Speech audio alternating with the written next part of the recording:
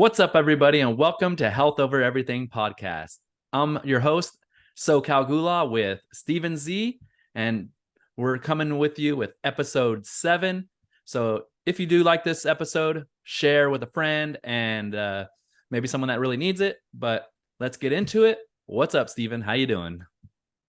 Not much. Just got home from work, had a little snack, and now we're doing the podcast. Yes, sir. So today we're going to try to talk about challenging yourself and how people achieve great things through challenging themselves. That's one of the main topics. So, we always challenge ourselves pretty much every week. We try to now. And like some of the stuff you do is just some of the consistency and some of the normal day things that we just do as a challenge, just doing it every day, like your ice baths or working out. But how was your week of working out, and did you have any challenges this week? I guess it's all challenging to a certain degree, but I feel at the same time that I've built my discipline up enough to where it's almost like a routine. It's not like I question, like, am I going to work out today or am I not going to work out? It's like I already know I'm going to do it. So I do it. And of course, during the workouts, I'm pushing myself and challenging myself by trying to either do more reps or do the workout faster or lift a heavier weight. I actually noticed ever since I got my 53-pound kettlebell that I haven't went back to the 35. I 53 update. pounds. Yeah, so I update and just been doing workouts with that one now. Man, is that a lot harder now that it's 53 pounds instead of what you say 35? That's almost 28 pounds difference. Yeah, but with the lighter weight, I was doing more reps. So now that I have the heavier weight, I'm doing less reps. So I'm trying to build up the reps. I'm thinking as soon as I could get to like around 10 consistently with all the exercises, I'll probably look into getting another heavier weight. Damn. That's crazy. Yeah. So what about your diet? Did you have any challenges with your diet this week? Because that's one thing I'm really focusing on. I would say a challenge. I did have a fuck up where I was doing my fitness pal and I was on tomorrow and I was making all these changes and thinking it was today. And I had already started eating, and then I'm like trying to fix everything for tomorrow. And then I realized, like, shit, I added all these things for tomorrow that I'm eating today. So I had to like switch my macronutrients around. And I guess that's a good thing about having a flexible diet, is that instead of eating certain things, I had already started eating my dinner. I'm like, all right, well, I'm just going to change the nuts and the seeds and some of the carbs that I'm eating after, and everything still fit, still hit the calorie goal. So win-win. Yeah. Yeah, I also track my food too. That's in itself challenging because, Yeah. if you have Whole Foods, it's kind of easy because you're putting in an avocado, you're putting in like a steak or something. But if you went out to eat, then it's like, okay, what does this meal have? Or like if you get a pasta, let's say at Olive Garden, do you know like what they're actually using in there and stuff like that? So that could be challenging. But we're usually cooking at home now, right? You don't really go out to eat that much, do you? No, we did go out to eat for my fiance's birthday, though. And that was one of those things where like I'm not gonna go out and not eat. So, yeah, I just for that day I just guesstimated everything that I ate. I kind of, and I've been tracking long enough too to where I'm actually pretty good at eyeballing. So I did a rough estimation of like I had fish with some like bell peppers and onions, beans and rice. Um, Beans had a little bit of cheese in it. So for that day, I just guesstimated, but it was pretty, I think I was pretty accurate because I didn't gain any weight, pretty much stayed around the same. So That's crazy because I usually like do my steak as well. That's pretty much easy. Just 12-ounce ribeye. You just throw it in the Fitbit app. That's what I use. But I went on a hike 2 weeks ago. Pretty strenuous hike. It's like 5,000 calories we burned on the hike.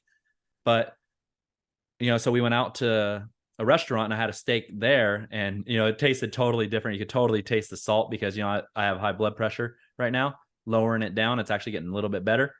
But I'm not supposed to eat that much salt. Well, this is the first, once in a while I'll go out and eat, like this is after a big hike, and I'm just tasting it and I'm thinking like, I wonder what this actually has in it. What kind of seed oils are they cooking this in? What kind of like rub that they put on there that has how much salt is in it. So I don't know like the actual milligrams of salt, but when I'm at the house and just buying it from the grocery store, it's a lot easier. So that's kind of a challenge when you go out to eat, even though I'm trying to limit that. Yeah, exactly. And at the same time, I feel like you have to live a little. Like you can't Definitely. restrict yourself so much. You could think, oh, you're weak. You can't, you're not disciplined enough. But I think having those little like cheat meals is just beneficial in the long term because it's going to help you stick with your diet over a longer period of time instead of, you're depriving yourself for so long that you're like, instead of having that slice of pizza, you go all in and you have, 6 slices or eat the whole pizza. And I think that's where having a little bit of flexibility and indulging within reason every once in a while is going to help keep you sane and just help keep you consistent over a longer period of time. Definitely. And like some people like ice cream. I just discovered, I think they're called acacia bowls. That's a different kind of ice cream. It's a low sugar, healthier option. They usually have like fruits and stuff in there. So even though you might indulge on something like that that's more healthy than just the normal bucket of ice cream or something. But that's a challenge. Like one of the most challenging things is getting that diet on. You could work out and then you got to eat good, and eating good every day consistently is kind of a challenge, especially with the busy schedule, because you got to go to the grocery store and go buy the stuff. It's just so much easier just to be like, oh, I'm just going to Baker's or McDonald's or something like that, instead of going home and just doing the dang thing and actually cooking your meal and weighing it out and actually like tracking it. Is pretty challenging. But if you really are really down for it, that's what you got to do. Like if you're really, really down for it and you're really trying to get to those levels. And that's another challenge I'm having in too, is just like trying to keep my sodium low, but also my protein high by trying to eat a little bit more plant-based food. But it's like, wow, I need more protein, because they say you need 1 gram of protein versus 1 per pound of lean mass on your body. So if I'm 180, I need 180 grams of protein, which I'm only eating some days. Like today, I'm only at 120. So I'm missing like 60 grams of protein, and I don't want to so it's a challenge of like, oh man, am I going to lose muscle mass? I'm trying to lose fat, but I'm not trying to lose muscle mass. But I like, you might be losing a little bit of muscle mass with that. So how about that? What do you think about that one? Yeah, I think there's a couple schools of thought, but I think 1 pound of protein per pound of body weight is a safe kind of goal to have. Some people will do the lean body mass. So if you're doing lean body mass, you might be 160 pounds of just lean muscle. So if you get closer to that, you might be all right too. So what does that mean? But Like lean body mass is, so let's say I'm 180 and I'm 21% body fat. So I just get what, like, let's say 80, 79% do of the that. 180 minus the 20%, because 20% of that weight is from fat. So whatever that difference is your lean, just like your muscles, basically your weight without all the fat content.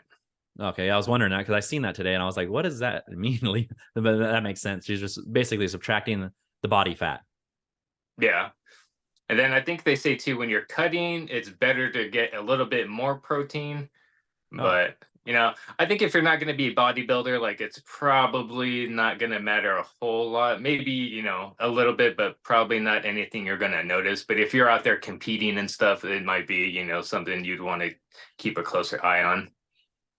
Yeah. And then, so like I was saying in the last podcast, I'm reading a book and I'm actually reading it, listening to it. And I'm listening to it a second time, and you just get more knowledge. You hear a lot more things get in your head when you read it the second time. And it's called How Not to Die. And it basically talks about plant-based diet the whole entire time. Like that's everything is just plant-based diet. And it's like, man, it's hard to get a lot of protein from plant-based diet, but it says there's a lot of bad things with like chicken and and it says, oh, well, you get stomach cancer and you get this and that from chicken. Like a lot of people think chicken is the best thing, and they put a lot of salt in chicken. So you get high blood pressure. Then they have stuff. They're just saying like the best route is to just go plant-based 100%. But there's also a thing called flexitarian where you could eat like a steak or something like once or twice or fish once or twice a month. But I don't know, just like how, like it's just insane. Like how do you get so much protein from plant? Do you just have to take supplements, or do you just eat a bunch of seeds and flax seeds and nuts and stuff? Yeah, I would say that too. And even some vegetables have a small amount of protein, like broccoli has a little bit of protein in it.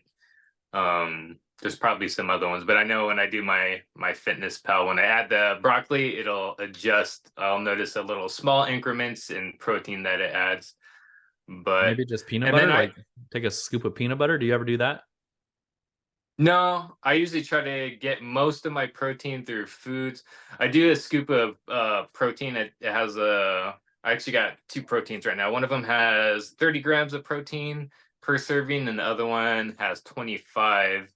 So that helps out, but you can get it all. Well, I'm also eating meat too, so it's not really Yeah. hard for me to get that much protein. If anything, Yeah. I wish I could probably eat more.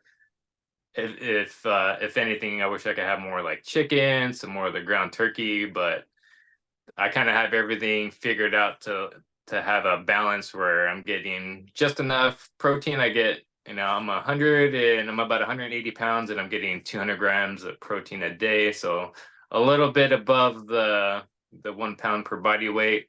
Okay. And then I'm doing about 65, 70 grams of fat, and then the rest are carbs. So I heard from my reading recently, I heard that fats are pretty important for your testosterone. So if you Oh, dip okay. too low, it'll start affecting your energy levels and things like that. Hmm. So try to keep them. I wouldn't say they're high. I wouldn't say they're low. I feel like they're right in the middle. I could probably even go down to like 60 grams, but I feel And like everything's working fine right now. So not really, I don't see a point of making any kind of adjustments just yet. yeah, we'll talk more about food in future podcasts because it's such a complex subject and it's so hard. I'm still learning, but I'm trying to just do it. That's a challenge for me as well, just trying to experiment with this stuff. Some days I'll eat meat, I'll try like, okay, let's just do plant-based today and just see what my macros are.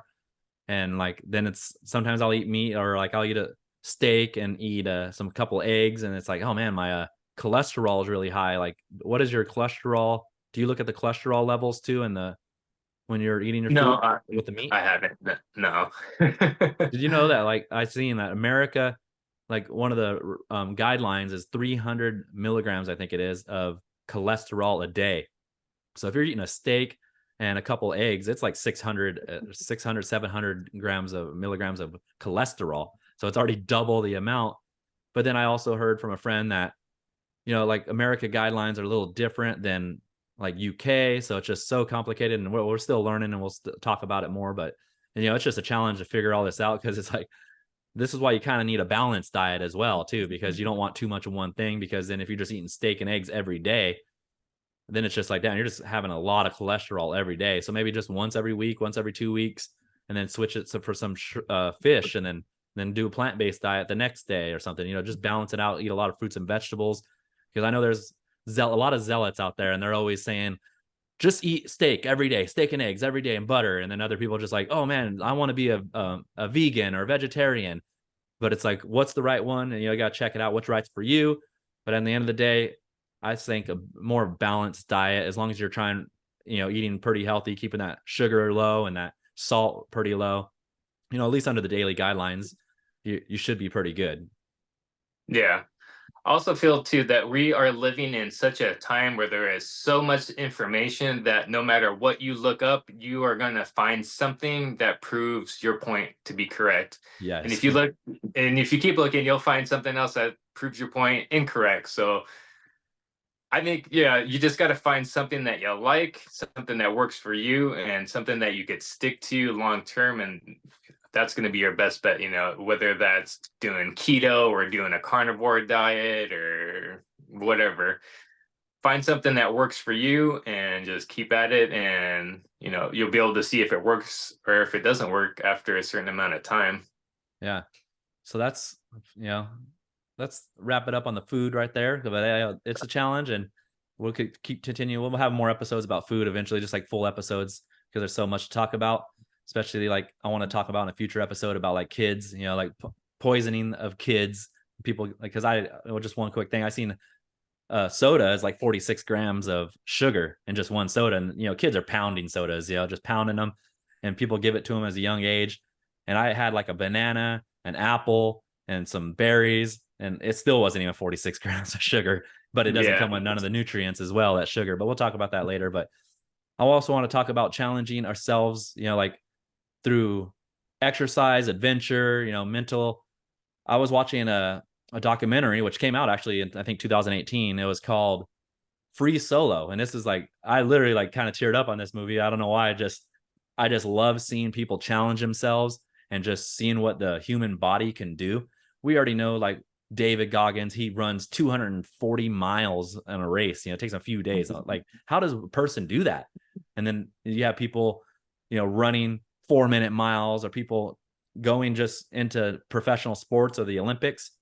These are crazy feats by like humans. Like, but this guy literally free soloed all the way up El Capitan in Yosemite. I don't know if you ever seen that movie, but this guy literally No. did it without no ropes, and it's just absolutely insane. And it's like, and it just got me thinking about what are we doing to challenge ourselves? Like what are we in our lives? Like a lot of people are just comfortable doing nothing with their lives, or going home from a 8-hour day of work, 10-hour days, coming home tired and just chilling and say, "Oh, I got kids, feed them and all that."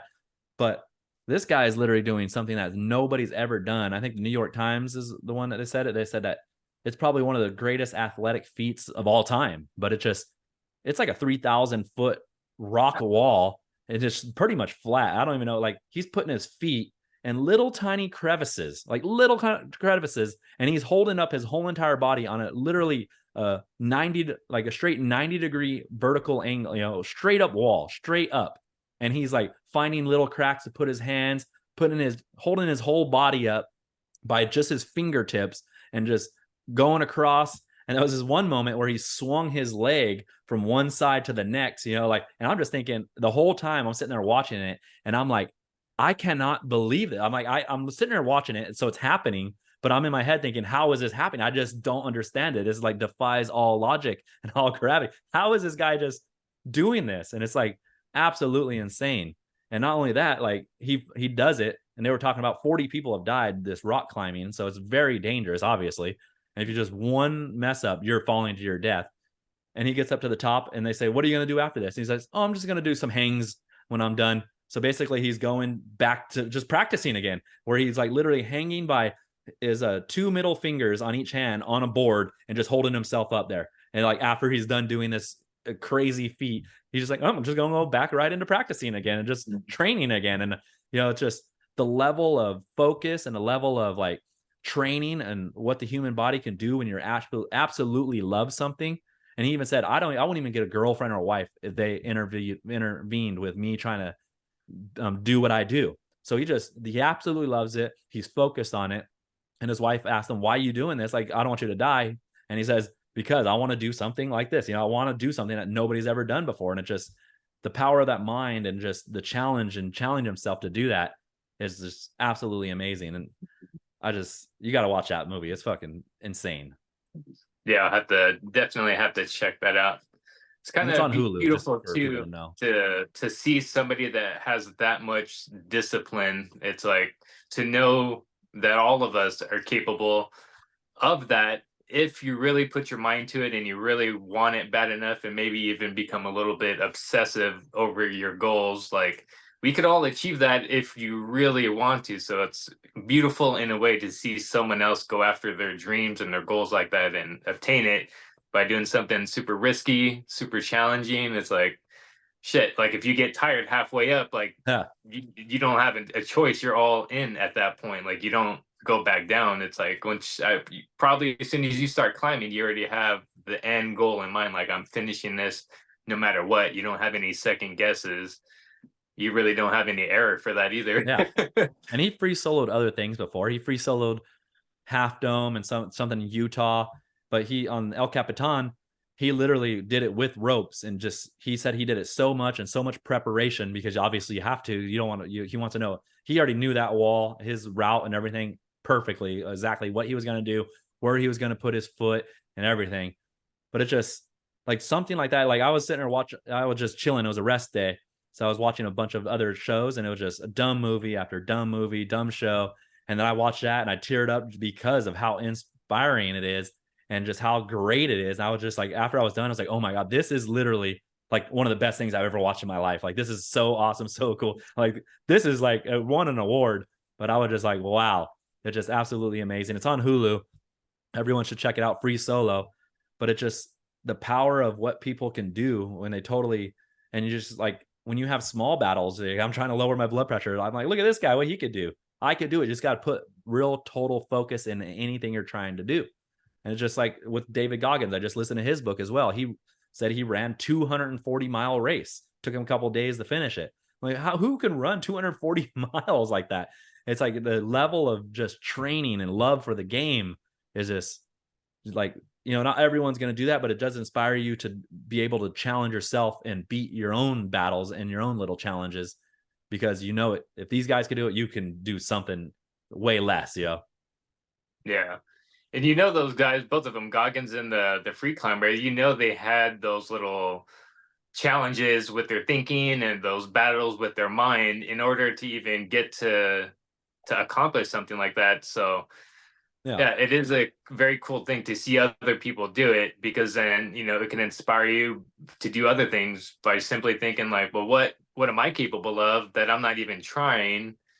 Yeah. So see someone else accomplish things like that, like, dude, I wish too you could have like a microphone to hear their thoughts. And like, I love hearing Goggins, like, there's some mornings I'll spend 30 minutes looking at my shoes, like act like I'm not going for a run right now. Yeah. And he's like, I think there was a video, I don't know if I sent it to you, but he was like, I actually started recording my thoughts. Like I was saying my thoughts out loud and I recorded it. Yeah. He's like, I sounded like a straight bitch. Yep. Yeah. Oh, shit was cracking me up. And then he also I think he was talking about that in the book as well. He's talking in the book about, you record yourself. Yeah, Goggins is on a different level. And he also said, I have this one friend that he just complains and bitches every time he comes over. So like now it just, when he bitches me, it just totally drains me. But now when he comes over, I don't even have to hear him. He just seeing him, it already drains me. So one day he came over and his usual self bitching and complaining. So I recorded him. And right before he left, I was like, no, you're not leaving yet. Come here and look at this. And he's like looking at himself, his friend, like looking at himself, bitch and complain. And he said that he turned red. He didn't like it at all. And it basically changed him, saying, hey, maybe, I'm not going to do this anymore, because look at how I am, like, look at when you could self-reflect in your head, but once you actually see it and you're like, wow, this is me. I'm not that good. So that's a good tip. Record yourself when you're doing something and feel like a little bitch, like, and we should all do that here and there. Yeah, too. I'm sure it sounds like he's probably totally oblivious to how he was acting. I don't know what exactly he was focused on, but it's very easy to kind of ignore your own shortcomings, and you see yourself a certain way that when somebody else shines the light on you, you're like, oh damn, it's kind of cringy. Like, let's work on that a little bit. And it's also like a little self-reflecting. I was complaining about somebody one time to somebody else, and they said, that person doesn't seem happy. And then I literally self-reflected. I'm thinking like, is it me that's not happy? Like, I'm talking about this other person and then making this other person's never met. And now they're thinking like this other person's not happy, but is it like, am I not happy? So maybe I shouldn't even be talking about this other person like that. And, it's just a little bit of self-reflecting, and it could kind of change the way you act and towards other people and yourself. And maybe it's like, maybe I shouldn't talk about, maybe I should talk about the good things about that person, because they got good qualities about them too, but I'm just focusing on their bad qualities. Why? Does it make me better? Does it make me happier to talk about them being bad, or is it annoying me and I just want to get it off my chest? So it's kind of like reflecting about, why am I talking bad about this person? And this other person is just thinking of it, maybe me, like, this guy only talks bad about people, like maybe I shouldn't trust them. So you just got to do some self-reflecting, maybe not record yourself, but kind of like just think about that as well. Yeah, I think I've done that too throughout time. Probably, do it from time to time. But yeah, you definitely gotta do some self-reflecting and just get to know yourself, because unless you know yourself, trying to change aspects of yourself is going to be like near impossible, because you don't know who you are. Basically, you don't know what makes you tick. You don't know like you said, you're talking bad about somebody, but it could be for multiple reasons. Like maybe you wanted to get this other person to like you. Maybe Mhm. there could have been like a jealousy. I don't want them to like that person more. Maybe it made you feel good by putting someone down, if that's, I Yeah. don't necessarily want to say that's what you were doing, but Yeah, but yeah, it could there could be. be multiple aspects of it. And unless you kind of take a dive down within yourself, like you're never going to know yourself well enough to figure yourself out. I think Yes, that's one of exactly. the hard things to do, is to kind of take responsibility for where you're at and to look at yourself honestly, because that's really, in my opinion, the only way you're going to be able to change these, like, more of these built-in kind of program systems in your brain, is to get familiar enough with yourself where you can make adjustments on them. But if you're totally clueless, like, I don't really see a way to change yourself by accident without like any intention. Yeah. And a lot of people are negative like a lot about everything. So I don't want to be like that. So just that one self-reflecting moment when that person was like, they don't seem happy. I was just like, maybe I need to stop doing that. Like I need to like, I don't want to be that person, even if they do annoy me to Maybe I it don't was want a to be that reflection of person. yourself. Yeah, exactly. That's what I was thinking. I thought I put this on do not disturb, but it's already ringing. But anyhow, I don't know if you heard that. Sorry if you I guys heard didn't. that. I put on do not disturb and it rang anyways. But yeah, so yeah, the challenges of just self-reflecting as well. Like this whole kind of podcast theme is about challenges, you know. But yeah, so talking about challenges, I've been doing this year a 6 peak challenge. You've done a couple with us. What'd you do? 3 or 4 of them? I think you did Or yeah, I 4. did fun. Yeah, you did 4 with us. You know, these peaks are not easy, but we're on our 6th peak this weekend on Saturday. So that's a challenge we're gonna do here, and we're gonna finish it. And it's crazy because you know these mountains are 4 or 5 thousand elevation gain, 12 miles, is 16 miles long. You're straight uphill like for hours and hours long. You're losing 5,000, 6,000 calories. But just like when I first started, we didn't even think about it. We're just doing a hike for your birthday in February, and then now Mhm. it's turning already in October, and we're on this challenge, finishing it finally because we couldn't really do it in the winter because the snow got in the mountains, and we're not experienced enough to do the snow mountains. But the challenge is finally coming to an end, and it's like just the thing is like when you start something, we signed up for the challenge, or I signed up for it. You didn't sign up for it, but like me and Chris and Shanda, we all signed up for it, and it's our last challenge, and it feels great to finish it. And it's almost like, man, what's next? Like, you know, I want to challenge myself next, and that's probably what that free solo guy did too. He's like, oh, I did this one mountain.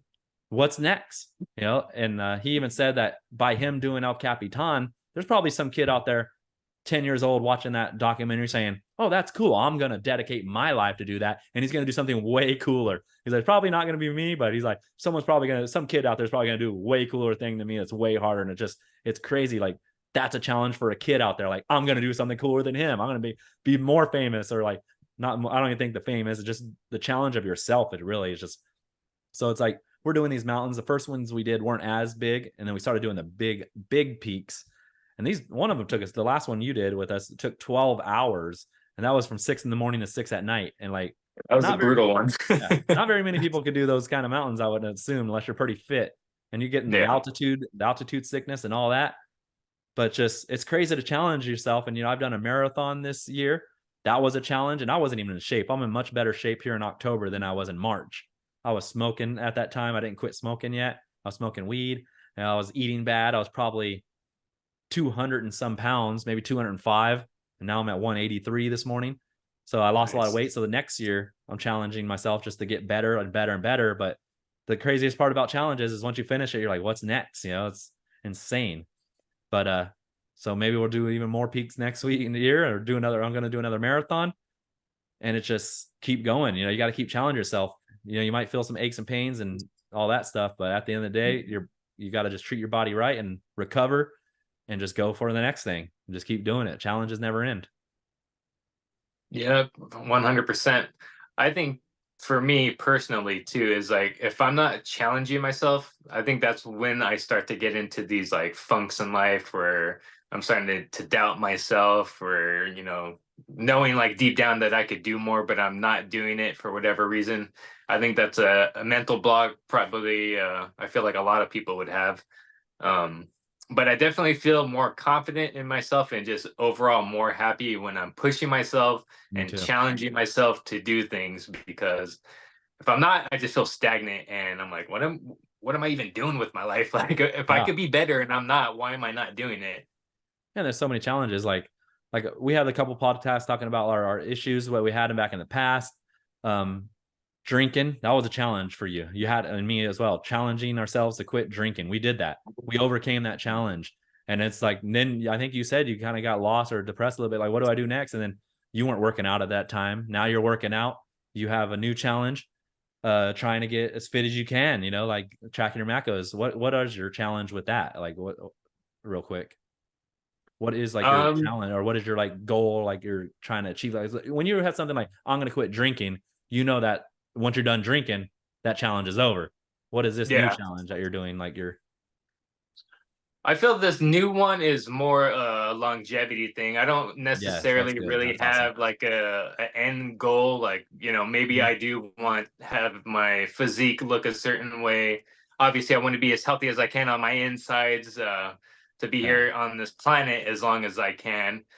But I don't have anything to where it's like, oh, I'm gonna get down to 170 pounds and then Okay. that's my goal. It's like Yeah. I don't really have an end goal. It's just kind of like I guess I'm learning how to enjoy the journey a bit more. Just Nice. like, Yeah. I do like working out, and I think part of why I was in my little funk is Yeah. because it's like I couldn't do something that I actually enjoy doing, and I let my wrist be an excuse. Like, I've told you plenty of Mhm. times, like, oh, I can't work out because my wrist. And then Yeah. eventually I just got fed up with not working out. And I'm like, well, that's always going to be my excuse if I let it. And I'm like, well, if I'm going to look weird by just working out one side of my body, like, well, so be it. Like, that's how my life is. That's my path. Not Yeah. everyone's path is going to be like mine. And I'd rather work out and look like a freak, have one buff side, than not work out at all.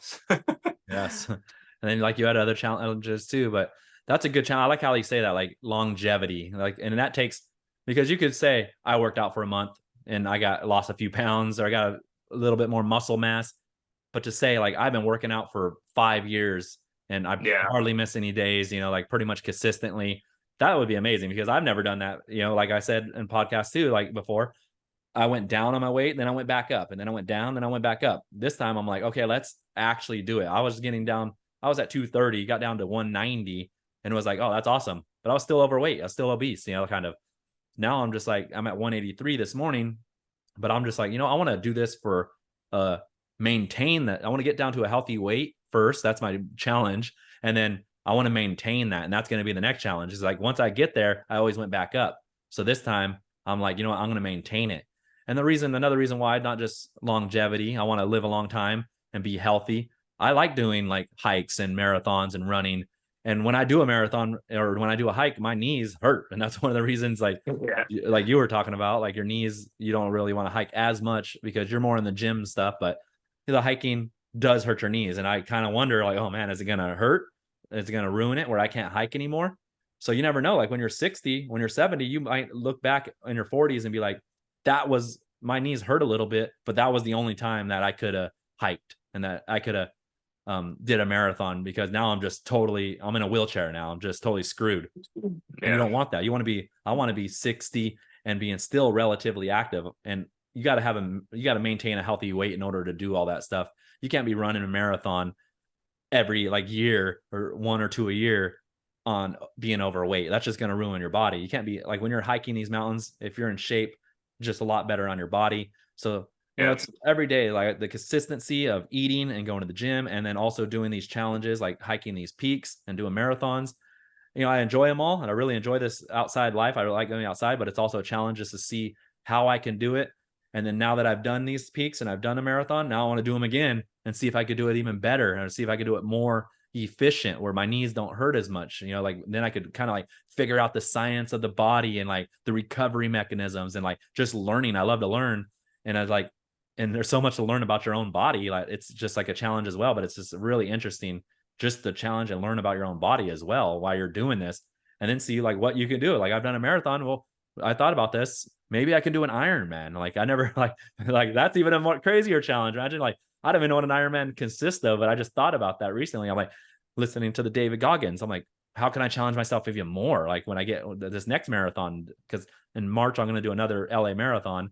But I was like, maybe I could do an Ironman, and I think that's just like a long swim, a long bike ride, and a long run, which would be crazy. Like, but like maybe I could do that. Like that would just be an amazing feat to say that you've done that in your life. But once you're done with it, it's like it's in the past already. Like, oh, I've done that in my life. I've done that in the past. But while you're doing it and the work up to it, that's the journey. That's the fun part.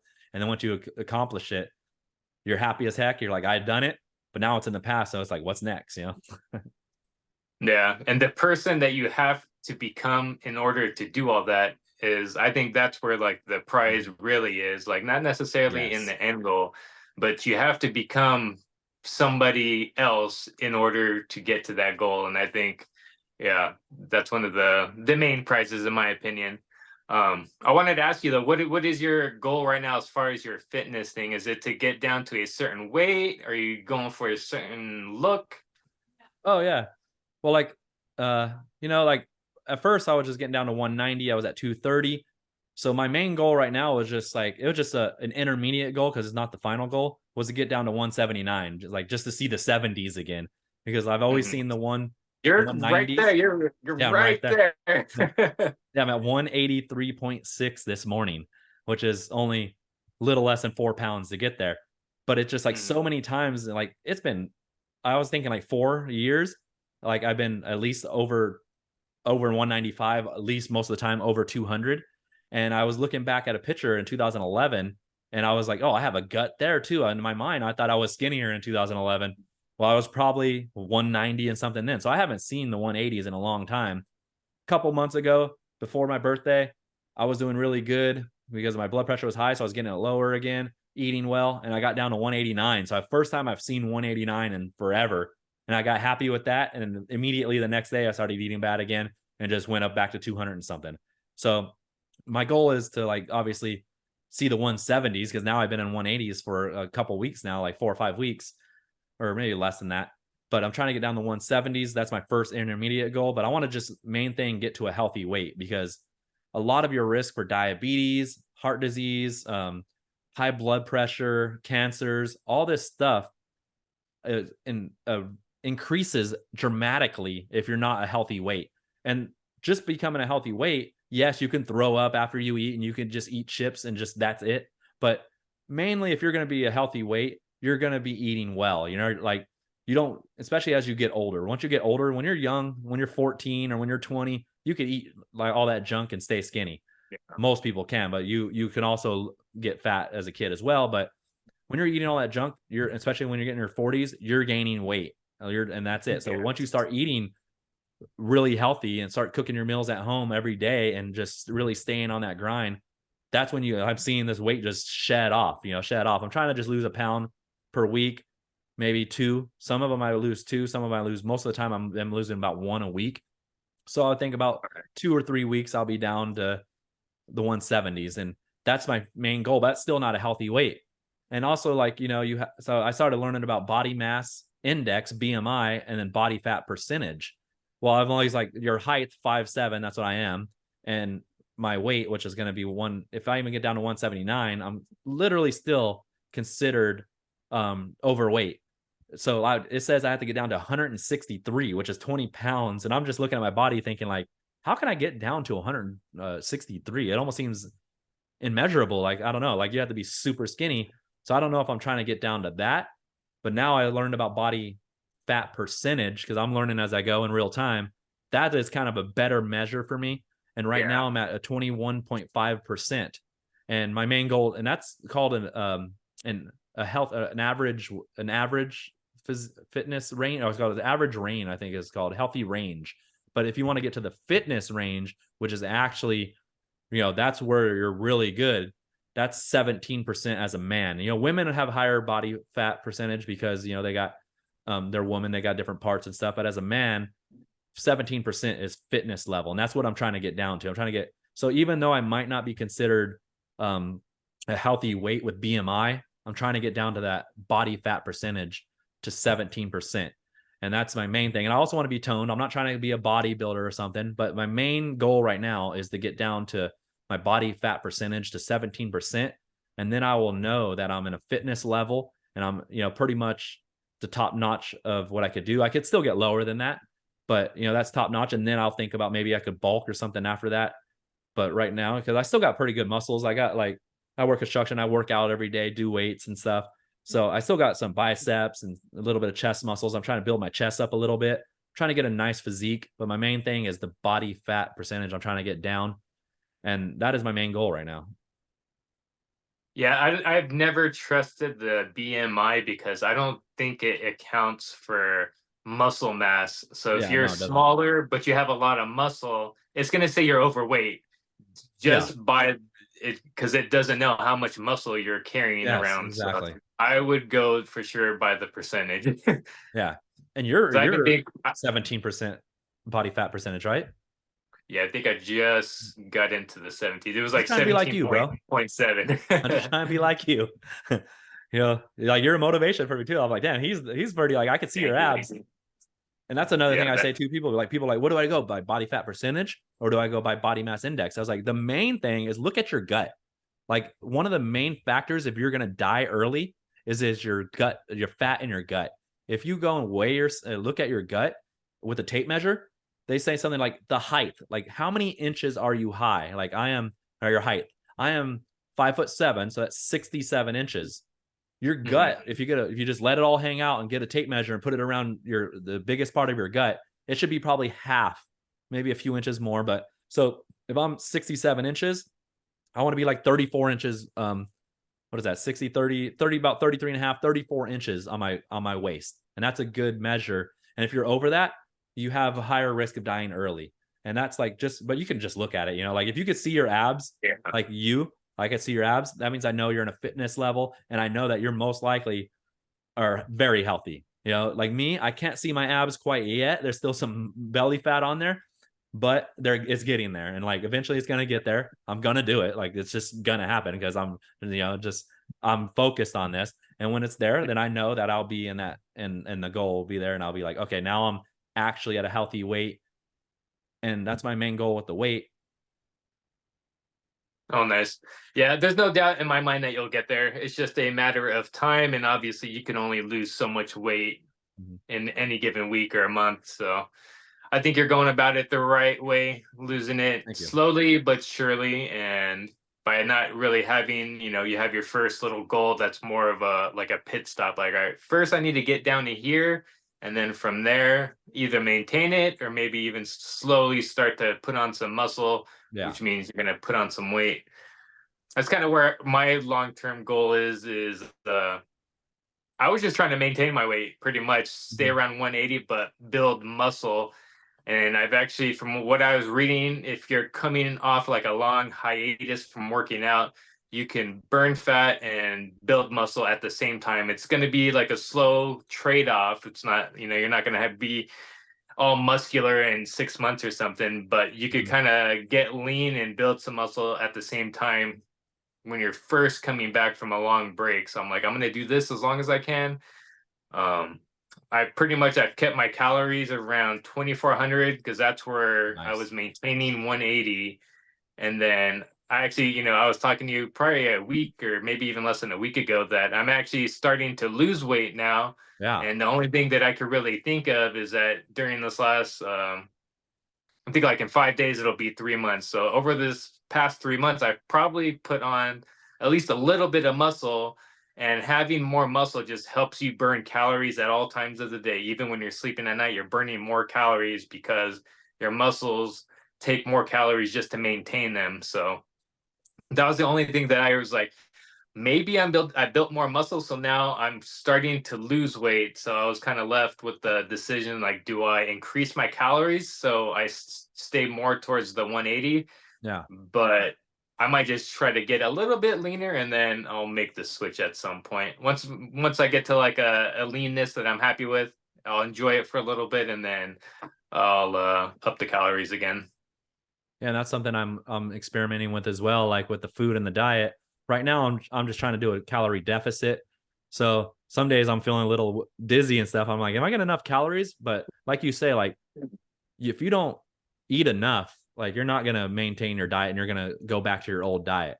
So you gotta make sure you're eating enough. Like people try to eat such a calorie deficit. I'm only doing 1,500 per day or something, and then you're starving yourself. And the next thing you know, you're just out and you're hungry. You're just gonna eat something. But the thing is also switching to a plant-based diet and more of a plant-based diet and like eating at home. You could actually eat more food because it's less calories with more food, especially with plants, fruits and vegetables, than if you're going to eat in a high calorie diet like at McDonald's or something. You're just Yeah. eating so you could eat, or if you're just eating like ice cream or candy bars or something, you're getting, or drinking Red Bulls, you're getting a lot of calories that way with not that much food. So you're actually more hungry and you need to eat more. So you like by eating whole foods, like just like that, you actually are you could eat a little bit more, but you want to eat the right amount of calories, right? Because like you're saying, you Yeah. eat 2,400. I'm usually around that if I'm at work because I move around at work. But sometimes when I'm on the weekends, I don't move around as much. I don't need as much.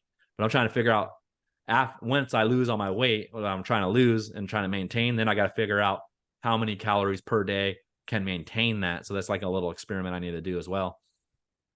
Yeah, I'd say they recommend adding about 300. You can even lowball it if you think that's going to pack on too much weight too fast. Maybe try 200 and then bump it up by 50 calories every so often, and Uh, you'll kind of figure out once you get to a point where your weight is just staying the same. They say it's about 300 calories above your maintenance yeah. And another thing or too is, below where you're cutting. oh, okay. So you're saying like 300 calories less than what you're eating? So if you're eating like 200, 2,200 to lose, you want to Yeah. bump it up to 25, and that'll be closer to your maintenance calories, And maybe then even I'll a little bit more. and I use my Fitbit as well, which I noticed like once I have it on and I work construction, so I'm moving around all day. Your Fitbit Yeah. actually kind of like with your steps and your heartbeat and stuff like that, and like your exercise, it could calculate your exercise. It was a little button, you put your exercise, put what exercise you're gonna do, but it calculates how much calories you burn per day as well. So that's Oh, like nice. when I don't wear it, like it was dead yesterday. I didn't wear it all day. It's like saying that I didn't burn hardly any calories because it's just going off of how much you would usually burn just resting per hour. Yeah. So it wasn't like, but I knew I worked all day yesterday, so I burned way more than what it said. But once you have it on, so it's kind of like that's cool too because some days you're chilling and some days you're working all day. So like you might burn a different, or you might be exercising, you might burn more calories. So you might want to also like, okay, I burned 2,500 a day, so I'll eat 2,500, and then the next day you might only burn 2,000, and you could eat 2,000. So that kind of I need to experiment with that as well to see like how that works by maintaining my weight once I get down there. Yeah, nice. I haven't got that far into it, like not that intricate where I'm tracking how many calories I'm burning. I don't have a strenuous job like you do where I'm walking around Yeah. constantly all day out in the sun, sweating. So I feel like I probably walk the same amount of paces around roughly per day. So I think my weight and the amount that I'm eating for me is working. So I don't really feel a need to change it. I did want to add, you were saying something about you want to be able to eat, you want to eat your proper amount of calories. And I think there's like a misconception with fitness or to lose weight that you want to go super, super low and have like Yeah. 1,000 calories a day. Yeah. And I can't it do does make that. sense in your mind, Yeah. but it's not healthy. And No. you basically want to try to eat as many calories as you can while still losing weight. Because once you hit a plateau, eventually you'll hit a plateau and you got to drop your calories further, or you got to start incorporating like more cardio or more workouts, more exercise to keep the weight coming down. Yeah. Because eventually you kind of stall out at some point, and if you've restricted your calories so much and you're eating like 1,600, it's like, well, what do you do now? Do you go to 1,500 or 14? Like you're basically going to be eating nothing at some point. Yeah. So it's better to keep it as high as you can while you're still losing weight. So if Yeah. you're starting the journey, that'd be my recommendation. Find your maintenance and start to go down from there. Just don't start with like 1,000 calories or something ridiculous. Like, of course, Yeah. you're gonna lose weight, but longevity, yeah, I don't really see you getting to your goal because you're gonna hit that wall and you're gonna wonder why I can't lose weight and I'm not even eating anything, and then you're gonna give up. And another thing too, get yourself a Fitbit or Apple Watch. If you're doing like Steven, just doing consistently the same thing every day, you kind of could just do it like that. But if you're just chilling one day and the next day you're doing strenuous exercise like hiking a peak or something like that, you're going to be burning more calories. So you could look at how many you're burning that way, and you could track it. Maybe you could eat a little bit more, but you don't want to go too negative. You don't want to burn 3,000 calories and only eat 1,800 calories, or even 2,000. That's 1,000 calorie difference. You want to eat more, like Steven's saying, like 200 or 300 less. And then if it's not working, you could do another 100 less or something, like kind of just test it and like experiment, because everybody's body is a little different, and you kind of just got to feel it out and test it. And eventually you get it down. It might take a few months, but eventually you'll get it down where you know what your body's doing and what you're eating. And then it becomes a little bit easier after that. Yeah, for sure.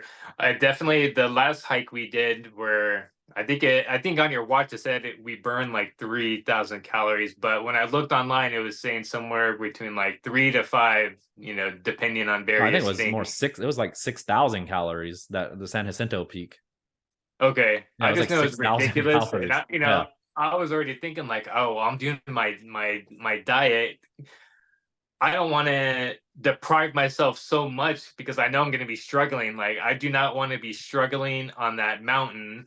So I'm going to make sure I get enough calories in. Yeah. And I did get a lot of carbs, and carbs tend to hold more water weight. So I did actually Mm. gain, it was a small amount of weight, maybe like 2 pounds, but Yeah. then within like the next 2 to 3 days, it just came right back down. Once Yeah. Dude, I I did the went same back to thing. my normal diet, like everything just went back to normal. But Yeah. yeah, I definitely did not want to deprive myself on that freaking mission. Yeah. It was crazy because I did the same thing. I was like, oh man, I gained like 2 or 3 extra pounds. And then like Yeah, it stayed up there for like 2 days. And then the next day I was like back to my like a new low. And I'm like, just because I got back on my normal diet, but I had to eat more that day because we ate a steak and some potatoes after that hike. And I yeah. woke up the next morning starving because we like literally burned 6,000 calories, and I probably only ate around 2,500 or something. And I Yeah. woke up so hungry. And I'm like, I went and had a big breakfast after that too. So like I ended up gaining a little bit weight just for a couple days though. But like your body adjusts, to that.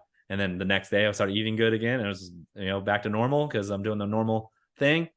And then went back Yeah. down to a new low. It's pretty cool. Yeah, I think I ate like 1,000 calories above. Like I was like around 3,500, Yeah. but Above I what brought you a lot of normally do. snacks. Yeah, exactly. Yeah. But you still like a calorie deficit because you burn like 6,000 calories a day. Yeah, exactly. That's so weird. Like you burn the calories, but you're still gaining weight, even though it's like you're not eating. So it's like the body's crazy how it works sometimes, but it averages out, like over time. As long as you just said that, you ate a lot that day, but you burned way more, and then you're just back Yeah. to it. And then it's just because you're doing an incredible feat of hiking 12 hours, 5,000, 6,000 elevation gain. Yeah, I remember reading something about what is it called? People do something called refeeds, and that's basically once you're on Yeah. your diet for so long, typically you want your proteins and your fats at a certain range, and your carbs the one more or less that isn't really necessary. So you'll tend to cut your carbs down low after a while, especially like towards like if you're competing towards the end of your cut.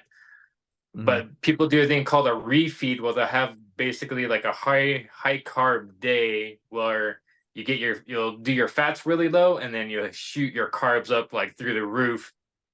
And if I'm remembering correctly, it's supposed to have something in it called like leptin, Oh, okay. and that was supposed to be like a fat burning hormone or chemical or something Oh, like okay. that. So people would do that, like if they hit like a plateau, Hmm. have a high carb day, or even if like your energy's low, like oh I'm struggling with these workouts, you could do like a deload where you're lifting lighter. But another thing was the high carb day to get almost like your energy back through this high carb day. Yeah. We're gonna go hike on Saturday on our final peak. So today's Thursday. So it's one day, Friday, then Saturday. So today I had some pasta. I usually don't eat pasta because it's, you know, just mainly carbs, no protein. I was going to eat it on Friday, tomorrow, but Shanda was telling me that it burns off faster, like carbs, when you're sleeping, because, you know, Okay. like you're saying, it's more water weight carbs are. So it's like not as good. And she's like, I can't believe people do it while running like marathons and stuff because it burns off through the night. And she recommended just eating a steak and some potatoes because it'll stay in my system longer. So that's why I decided I'll just eat that tomorrow. But I did eat a lot of carbs today because I just had some pasta, and I was like, I haven't had pasta in a while. But I was like, oh yeah, it's, you know, you just, it has a lot of sugar and the, or salt in the and the Alfredo sauce, but I didn't eat a lot of it. So, but for my high blood pressure. But that's another thing I was gonna say too. One of my challenges are not just like, that was my weight goal to get down to like a fitness level, but one of my Mhm. main goals too is to stay consistent long term eating healthy food, like eating more fruits and vegetables, eating food without salt on it. I was reading the book. They're saying people with literally salt their food before even tasting it. Like it could have a ton of salt in it and they'll still salt it before even tasting it. It's like, but your, you know, your taste buds get normal. But you know, my metabolic health is all messed up. I'm a little bit high on my blood sugar. You know, high on hypertension on my blood pressure. And so I'm trying to get my metabolic health. And you know, I've been cutting my sugar down for like 2.5 months, but 3 weeks tomorrow doing my salt levels down, and it's getting a little bit better. But I'm just thinking like, man, why doesn't it hurry up? And like, hopefully, not permanent damage, because high blood pressure Yeah. can give so much damage, and diabetes, you know, it could give you so much damage to your body. And I'm thinking like, well, I ate like this since, you know, I was a little kid. Probably who knows when my mom started me on fast food. But we did eat a lot of home meals too, but it had probably a lot of salt in it, added salt and stuff, and a lot of sugar, a lot of sodas. But I'm just saying it took me about 40 years of eating like this. It's not going to take me 2 months, you know, to fix my metabolic health. Yeah. And you were saying something about, oh, you know, and it'd probably take a year at least to like start to get real good. And, you know, like I'll probably get the stuff down before that, but to actually change it like really good, because it's called chronic diseases, which means they're, after you get high blood pressure and like pre-diabetes or something like that, diabetics, like they pretty much don't go away. They can get reversed and you could be healthy again, no doubt. But you got to maintain that. So it's like basically there ain't gonna no going back to that lifestyle, or else it's just gonna Yeah. go back up again. So like that's one of my main goals, is like I really want to focus on my metabolic health, because diabetes and high blood pressure, your eyes can burst, you can lose limbs, like you could cut off your, they could cut your feet off with diabetes, and you can have a stroke and you're on in a wheelchair. Like it attacks your kidneys and your pancreas and your gallbladder and your liver. Like these are your organs, bro. Like this is, you can only get one Yeah. body. You know, like they haven't made synthetic parts yet so efficient where you could just go in and get new parts like this, you know. But Go so shopping. yeah, go shopping for new organs. But so my main thing, like, yes, I do want to, and like I said, I want to get a maintain a healthy weight, but being metabolically healthy is a part of that. Like that's my main, seriously, my number one goal. Yes, being fit, you're gonna look good. And even if you don't have big muscles, just by losing weight, your muscles show more because now you don't got fat over it. So you're Yeah. gonna have a good physique just by maintaining a healthy weight. But I do want a little bit of muscle mass, of course, but it's just, main thing is just get that metabolically healthy too, because that's where the longevity comes from. You're going to live a long time if you do that, you know, as long as no cancers come along and stuff. Nutrients in these plants and in these spices and in the vegetables are essential for the body. You need these things. And if you're eating processed foods, you're not getting this stuff, and your body will deteriorate and your metabolic health will ruin. So that's my main goal, and to do it consistently from basically the rest of my life. I want to do it, you know, like, and I'm getting used to the new food. It's like pretty tasty. I'm like, it's not bad. You know, like I Yeah. do miss like going and getting like a crumble cookie or like some fast food here and there, but it's like, is it worth it? And no, it's not. Like, and I've already had it for 40 years. I know what it tastes like. And it's Yeah. so crazy now too, because now when I eat something that has like a little bit of sugar in it or a little bit of salt, it just, you could taste it so much more than when I was eating it every day. Like you don't even notice it when you're eating it every day. And now that I've been eating so well, like I'll eat like I had something a couple days ago and it was just like, oh my gosh, that shit's so salty. I cannot believe how salty this is. Like, and this is what I was just normally eating back in the day. And it's just crazy. Like your body adapts to it and your taste buds adapt to it. But yeah, metabolically healthy. I know you're doing it. Like you checked your blood pressure a couple days ago. It was fine. Yeah. So you're most likely not pre-diabetic either. You have a healthy weight. You eat well, and this is what I'm trying to do. So this is why I read that book and trying to learn everything I can about this stuff, and is why we're doing the podcast. Yep. Yep. Your diet is, I feel like, I used to tell you, like, it's very easy to go to the gym for an hour a day or whatever time you want to work out. It's the diet that is the hard part, because that's where you have the most time to mess up. Like Mhm. and I've done it personally where I probably was working out for like a year, and I think I was drinking alcohol at the time too. So that was like my thing, which was kind of pushing me back. Which I was pretty much eating like chicken, broccoli, and rice daily. I don't even know how many. It's probably lunch and So dinner. boring. And I'm like, how am I not losing weight? I'm like, all my workouts, I'm getting stronger. My lifts are going up. I'm able to lift more every week, but my Yeah. weight is essentially was staying the same. And then that was one of the first times like I took a break from drinking. I'm like, well, maybe it's the alcohol. I was like, Yeah. still drinking on the weekend. So that was like the first time where I'm like, oh shit, like there's a lot of calories in all this beer that I'm drinking. It's like I'm doing good throughout the week and then messing it all up on the weekends, essentially.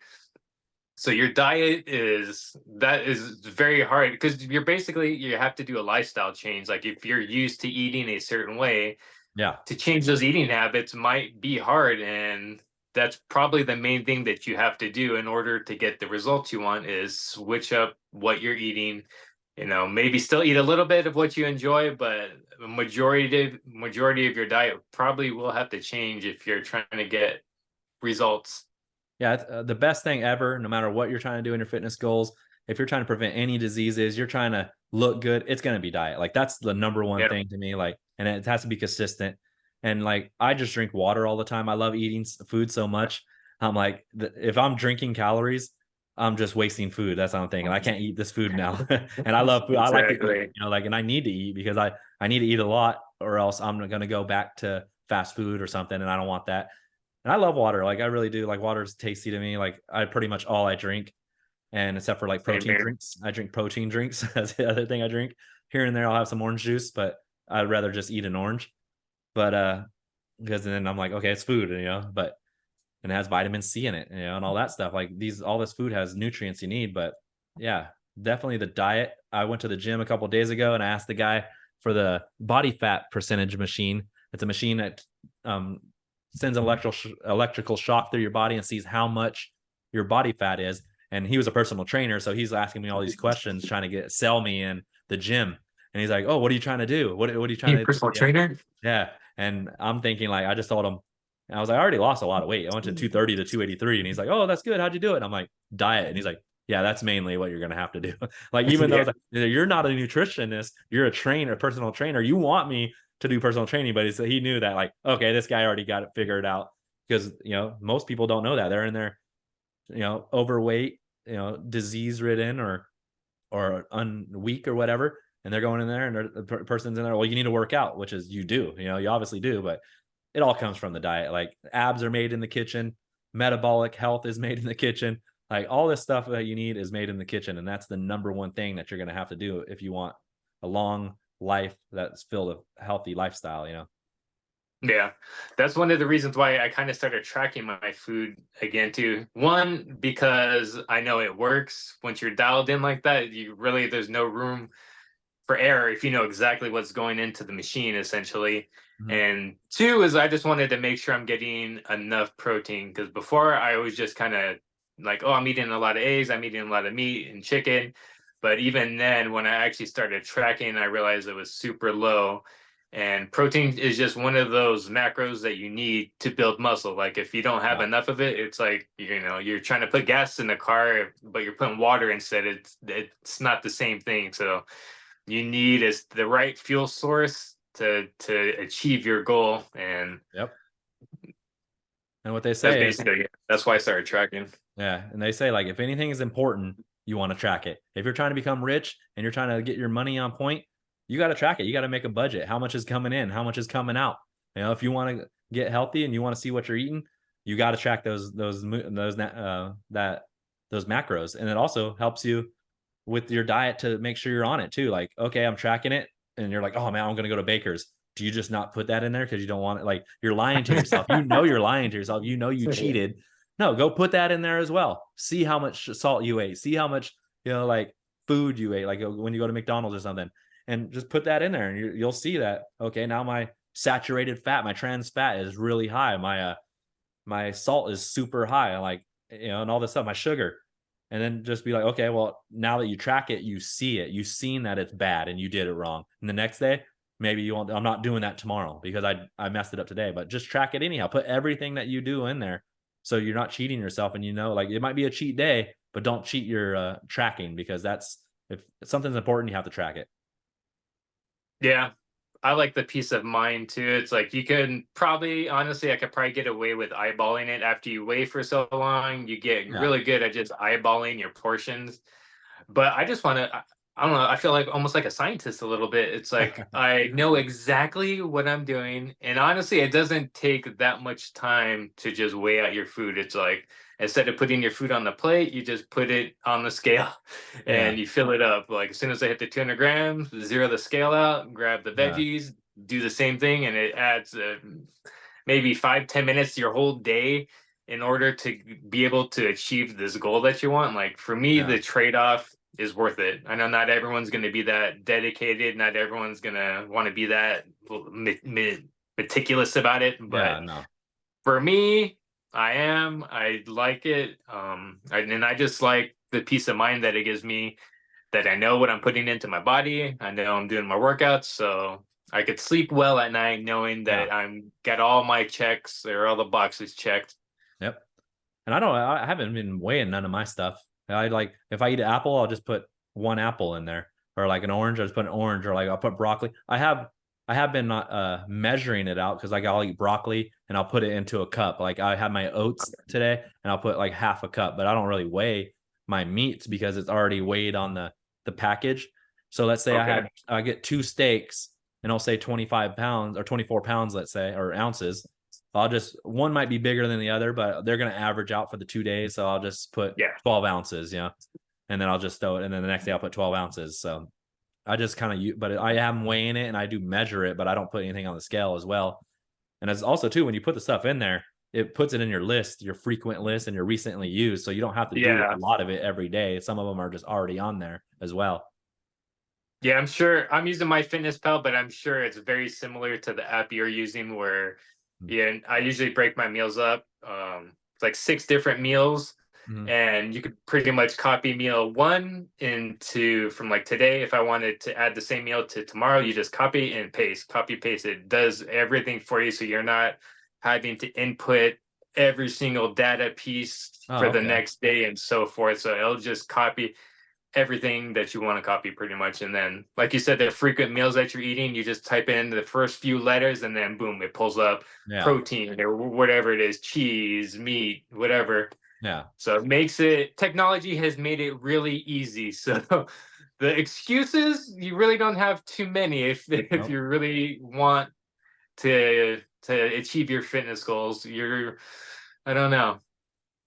You either want it or you don't. That's kind of, I think I've gotten to that point.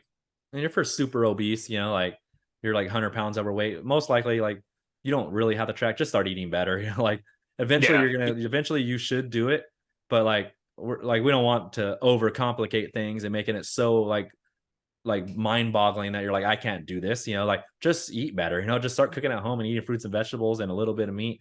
Stop eating processed foods. Like pretty much that kind of track. Like you could eyeball just calories. Like you like, okay, how many but just eat better. What you're eating. What you're putting. You're putting bad stuff or good stuff in your mouth. You're putting ice cream in instead of an apple. Or like you're putting a candy bar instead of an orange, or some broccoli or something.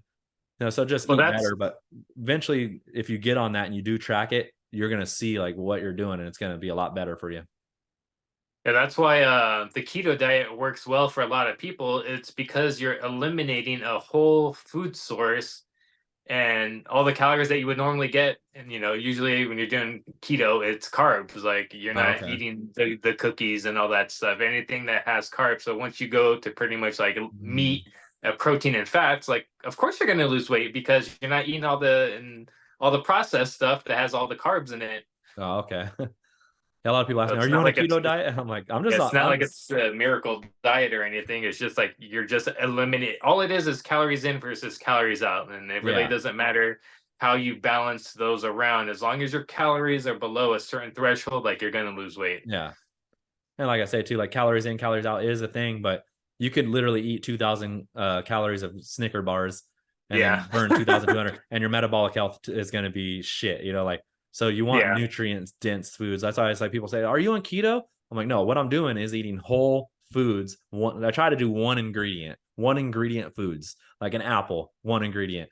Like I do eat bread, which is obviously a mixture of stuff. I eat wheat bread, but egg, a steak, like broccoli. These are just one ingredients. Like I even bought peanut butter, and I was looking at the old one. It has like 4 or 5 different ingredients in there. Well, I got a new one that just it's actually a really healthy one, and there's only one ingredient, just peanuts. So I was like, oh, see, this is the peanut butter. I haven't tasted it yet, but I you I know, knew it was the healthy one too because yours has that like layer of oil at the top. yeah, All of, like the healthy ones look like that. yep. And then I got jelly. Well, instead of getting the regular jelly, I got sugar-free jelly. So it probably has a sweetener in there, obviously, which is probably not good, but it's a healthier option because some days I'm at work and I just, I don't have that food. So I'll make me just a peanut butter and jelly sandwich, and I want it to be the most healthiest I can. So I got 2 pieces of wheat bread. I went and looked at all the different wheat breads and looked when I was there, looked at which one had the lowest, sugar in it, and I got that one. And then I got the good peanut butter and the sugar-free jelly.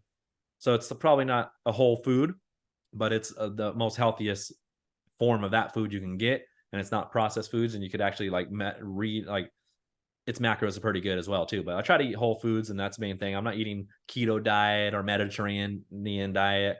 I just try to eat mostly. I had pasta today, which is not it's a wheat, but I got an organic wheat pasta. I didn't get the flour one. So try to get more wheat stuff because it's whole grains. You want whole grains. You don't want the flour stuff because it just breaks down differently in your body and stuff. I think it turns into sugar or something. So a lot of people say eat whole grain ones. So it's kind of like this is a healthier option, even though it's not a whole food. But I'd mainly try to do 99%, 90% of whole foods.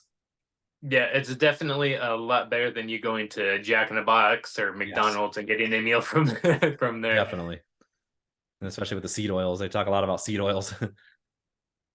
Plus, dude, eating like any kind of like fast food burger joint like that, like you realize how, especially if you're tracking, but you realize how much fat is in that food. It's probably at least like half or more than half the fat that you're supposed to get in a day in one single meal, and the calories are probably high as fuck too. And they have saturated fat and trans fat, which I forgot atherosclerosis or something like that. I forgot the name of it. It's hard to pronounce, but it basically hardens your arteries. Now you're making it hard for me to say. Arthly, yeah, whatever. I know what you're talking about. But it hardens the arteries, and then when your Yeah, artery is hardened, they get high blood pressure and eventually clots. Once one ruptures, they get basically it puts plaque on the walls of your arteries, and then one of those could rupture. You get a blood clot, and the next thing you know, you're having a stroke or a heart attack. So a lot of these foods, you're like thinking like they say like, oh, meat is bad. Well, meat isn't, I don't think, as bad as people think. But when you're getting that at a Jack in the Box hamburger, you're getting the soda with it and the fries and then the grease that they're cooking it in, and yeah. this has really high and saturated and trans fats. So this is what is hardening the arteries and leading to these diseases that will eventually kill you. So like a lot of these vegetables and fruits, their nutrients actually reverses this stuff and actually helps out relaxes the arteries and relaxes your heart where it can pump easier and more efficiently, and then you lower that risk if much more. But like you're eating, you eat fish too, right? Or do you just eat Yeah, chicken? I'll eat fish every once in a So you while. eat chicken and turkey most like, right? Yeah, mostly. Yeah, so those are two, I guess they would be called lean. I think chicken is a lean meat, but I don't think Yeah, turkey is, but I'm not sure. it's fairly lean. I get It's it's like definitely better than 90, red what meat. is it? I do the 93%, and Yeah, it's like 7% fat. but it's definitely So better than red you meat. still, yeah, you still need your fats. I did notice Yeah. too when I was getting the 10%, I was like that little bit adds up because then I was Oh, having okay. to cut in. It just adds too much to for me, it added more fats to my diet than I wanted because I still like to eat my avocados. I like to have like my seeds and nuts, and I couldn't get as much of that when I had the 10%. I kind of like the 7%. It's only a little bit different, Yes. but yeah, it works for me, so I'm gonna It keep does doing have a it. little higher in cholesterol as well once you get the bigger Mhm. fat. Yeah. Because cholesterol, there's a lot of debate on the HDL levels, the LDL levels. These are levels of cholesterol. Which one's the good one? Which one's the bad one? So I don't know. Like it's really hard to tell, but mainly they say if you have high cholesterol, you're more likely for heart disease. Like Yeah, and meats, you get high cholesterol from meats. You don't get it. You don't get high cholesterol from. There's hardly any cholesterol at all in fruits and vegetables and plant-based foods like beans and stuff like that. It comes from the meats. So it's like you want to kind of limit it, but it is protein. But just try to eat more fruits and vegetables with it as well, and just don't eat at the fast food restaurants because they do it. They cook it in sunflower oil, seed oils, whatever the kind of oils they got. They say extra virgin olive oil is actually the pretty good oil to cook your food in. So I don't understand yeah, why these restaurants just don't cook in that. But probably because it's more cheaper. expensive. Yeah, Yeah. it's more expensive. Yeah, so then you're buying it by so much. But yeah, so it's like when you're going to these fast foods, you're getting high in all these trans fats, saturated fats. So just go home and get some turkey at, like you're saying, the 7% turkey or some chicken, and eat that at home. And try not to, like, do you put anything on your chicken? Do you put like lemon pepper or something like that on there? Yeah, I'll usually I got a lot of Flavor God seasoning, and I think that's actually supposed to be good. Like none of it, unless it actually there's they do have like a salt seasoning, Mhm. but all the seasoning from there has no salt. So if you want to add salt Oh, to it, you can. So I need I to get use one of those then. the what is it? I think that I just ordered some more of one. I think it might just be garlic. I'm a big fan of garlic. I have a Yeah. lemon pepper one. They have like taco seasonings, spicy, kind of like everything seasoning. So I'll kind of switch it up and I'll use different ones just to get some different flavors throughout the weeks. And you're Kind of gets saying they boring don't have that much eating the salt in it? same thing. They have zero salt unless you're getting like one that says like, Himalayan salt or. Okay, well, you have to send a picture over to Yeah, me yeah, for so I sure. could I'll see it send you a because little link. I've tried to. I've been like, when I've been cooking my chicken and all my food, I've been putting no salt or no seasoning at all because I just wanted to start from bare minimum. But after Yeah. eating chicken, like after a few times, I'm like, man, I need to do something because this is just, I can't have just nothing on. And like I was hearing, you can put lemon on it. And I was like, oh, I could. You're putting Yeah. a fruit on there, so I'm like, oh, I could do that. I'll put some lemon on it, just an actual squeeze of lemon or something, just something to give it flavor. But it's hard for I've me been to doing find. Go ahead. I was gonna say I've been doing some sort of hot sauce too, but hot sauce Oh, okay. is higher in sodium too, so I don't know if you would want to go that Yeah, no, route. I'm trying to limit I, my I like sodium. I said, it was funny. We were talking earlier. I'm like, I don't since I don't have like a problem with my blood pressure, I don't look at the sodium at all. I was like, I just look at the calories, and Yeah. most of the hot sauce I have is like 0 calories. So I'm like, oh, I can eat as much of this as I want, and I'm good. And it's not like I'm not gonna eat half the bottle or anything. So even if I'm eating a couple tablespoons, if it adds Yeah. 5 calories, if it's even adding that, I'm like, I don't give a shit. Like it makes my food taste better. I like it a little bit spicy, so for me it works. But they probably have some hot sauces that are low in sodium that you could find just to get some extra flavor. Yeah, definitely. And that's the crazy part too, because like I follow this doctor on Instagram, and he says salt is an essential nutrients for your body. Your body sweats it out. You have to have salt. But the recommended guideline for like you, someone with blood pressure, is 2,500 milligrams per day, which is probably by how you're eating. You're probably being in that level. But when you're going out and Mhm. eating processed foods and you're eating it two or three times a day, that's when you're getting up to 6,000 milligrams per day. You're doubling it, sometimes tripling it, and that's when it becomes a huge problem over time. So you're Yeah, probably good because you're eating at home and stuff. But like someone with high blood pressure, you want 1,300 milligrams or less a day because like once you eat salt, your blood pressure instantly like spikes. Even like you, it might be really good, but once you eat something with a high sodium diet, it might raise just a little bit. It's not going into hypertension, but it's just higher yeah. than it normally would. But over time, it definitely is not good for anybody to eat 6,000 milligrams per day, even though some people say, and then they're like, oh, get a lot of it because your body when you're working out. Well, then other people saying like, well, that's just table salt that does bad. There's Himalayan salt, there's sea salt. So it's like, I don't know about all that. Like it's so hard. Like you're saying, there's so much information out there, but I'm just not risking it and trying to stay under 1,300. But even though today I had, I think 2,200, because sometimes I do feel a little like I need a little bit more because I don't know if just my electrolyte balance is off or not. But so I had a little bit more today, but usually I stay under 1,300 lately. But yeah, definitely looking for different kind of like seasonings for my chicken or something. I was going to just try the lemon because, that's just a natural product, off of a tree. Yeah.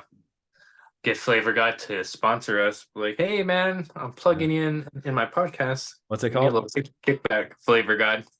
Flavor God. What is that? An actual person? Or no, that's a product. No, well, yeah, it's a company. Oh, okay. Yeah, we gotta get Flavor God on They here. came out I think they came out when I was back into my fitness journey, whatever, how long ago was that? Maybe 8 years ago or Yeah. shit. I think it was like in 2012. Shit, it might have been longer than 8 years.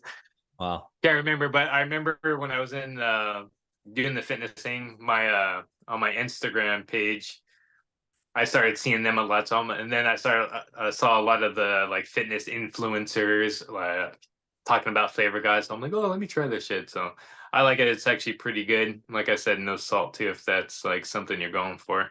Yeah, that's the main thing. Yeah, you gotta send me a picture and I'll check it out because Yeah, for sure.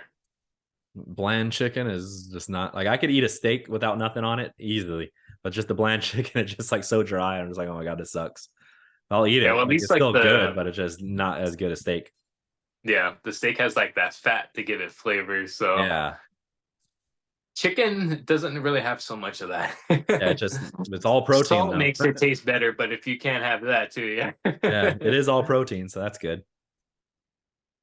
That's funny too. I remember back in the day, this is like, before I knew more about the nutrition aspect of it. In my mind, I'm like, well, all you do is eat chicken, broccoli, and rice. So I would Yeah. literally boil the chicken and just eat it with like a sriracha sauce. And Yeah. I don't even know how long I ate that for, but it was like my lunch and my dinner every day. It's just the same thing: chicken, Yeah. broccoli, rice, and the chicken I just ate with a little bit of sriracha. And Yeah. I Boring. was, yeah, I was probably eating probably like 1,000 calories, probably somewhere around there. But like, obviously, at some point you don't know what you need, and you start off doing what you think is the best. And then I was doing that for a while, then started reading more, and you learn, and And a lot of yeah, people think that like I can't eat these healthy diets because it's just the same thing over and over. Well, look at what you're eating right now. You're most likely eating 6 or 7 different things only. I'm eating a Jack in the Box, eating at Carl's Jr., going to Outback Steakhouse. Maybe one day I'll eat some sushi, or you're pretty much eating the same thing every day anyhow. And like I think I'm actually with my healthy diet now eating better than I've ever had, like eating a lot of different stuff. But I actually do yeah, want to go probably. to Barnes and Nobles and get like a cookbook, maybe like a healthy cookbook and just try different things out too. Like that would be fun as well. Like just trying new things, learning how to cook new things as well that are super healthy. Probably. Do you have an air fryer? Um, Mary might have one, but I don't know. I don't have one. Yeah, I would use that too. Yeah. Air fryer. I do a lot of baking too, just so it's like I'm not cooking the food in a bunch of oils and grease. So Yeah.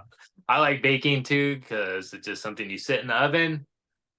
You check it every so often, make Yeah. sure it's not getting too dry, and then as soon as it gets to 165 for chicken, I just take it out, let it cool down, cut it up. But it just makes life so much easier Yeah. instead of just slaving over there in the kitchen and cooking every day or every so often. Like, yeah, I'd rather not do all that. Yeah. See, I do that. And I was like, I just try to get it done and clean the shit and get done and get out of there. But like I'm usually not just sitting around at the house. Like as soon as I'm done cooking, I'm like going out and working or doing some door dashing or going to the gym or something.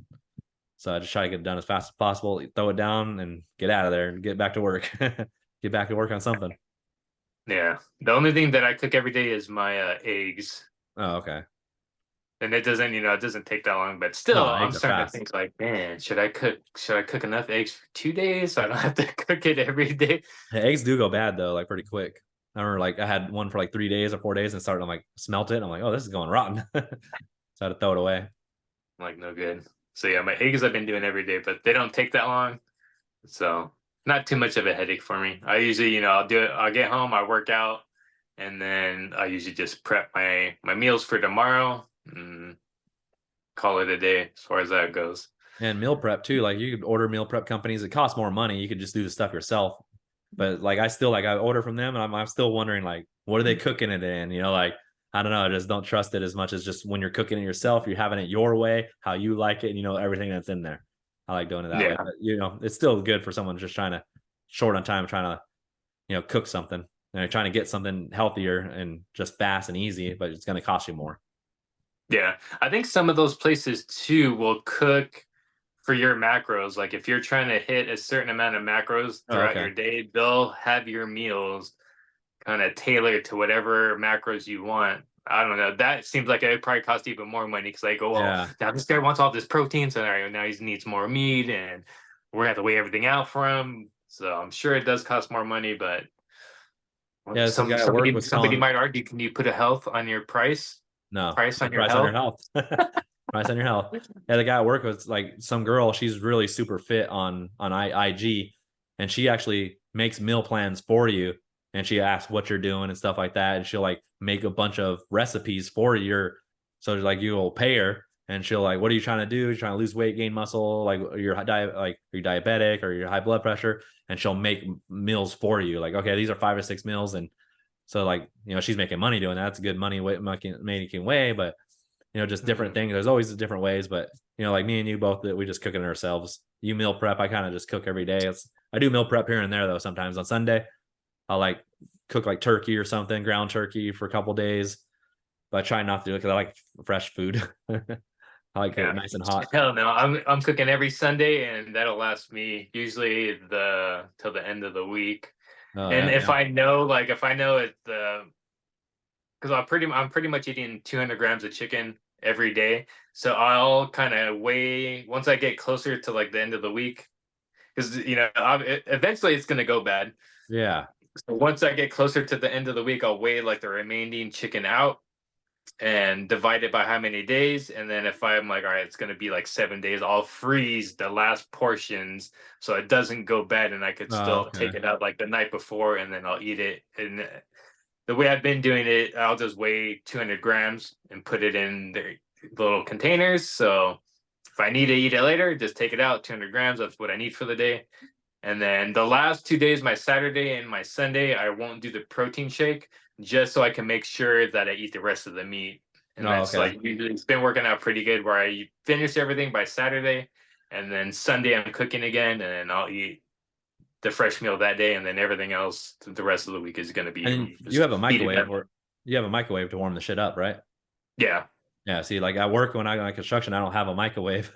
So that's kind of like that's another reason why I don't like meal prepping because it's either too cold or I'll leave it on the dash of the car and it'll be too Trying to hot heat and it have to up. ruin it. Yeah, it'll be like so you have to get it like the right. I need like a cooler to get it to the right temperature. But sometimes I'm so busy working, I don't have enough time to sit there and be like, oh, let me go stop and get my food. And the people I'm Yeah. working with be like, what are you doing? You're supposed to be working, you know. So I just like I'll try to like sometimes I'll do peanut butter and jelly or just lots of fruits and stuff.